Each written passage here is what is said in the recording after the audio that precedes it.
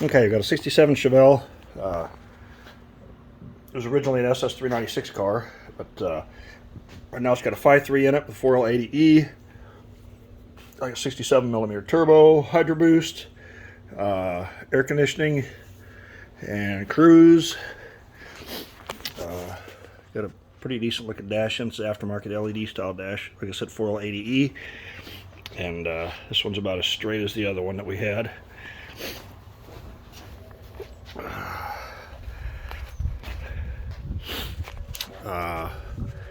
It dynoed, and the numbers were pathetic, and I'll tell you and show you exactly why in the next video. It's actually, I can show you right now. So pulled up the file, a couple things just right off. Base fuel table doesn't look terribly bad, but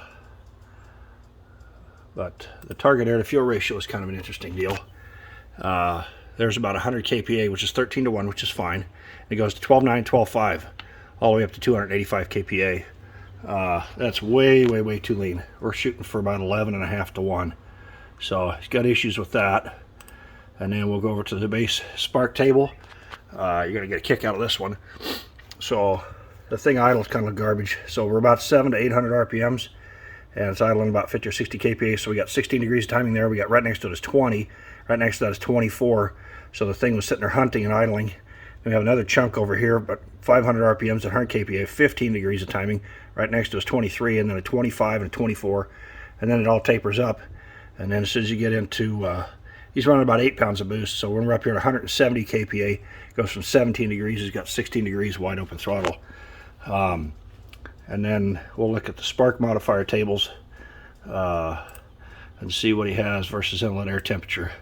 So this car does not have an intercooler on it, but as soon as the inlet air temperatures get up to 190 degrees, actually 275, they're only pulling out 4 degrees timing.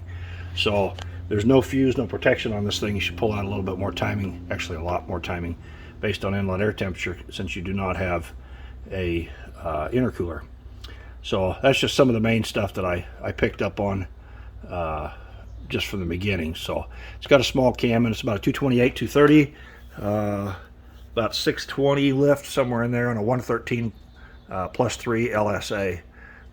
So anyway, like I said, the big thing is the fuel table doesn't look horribly bad, but the timing table is a mess.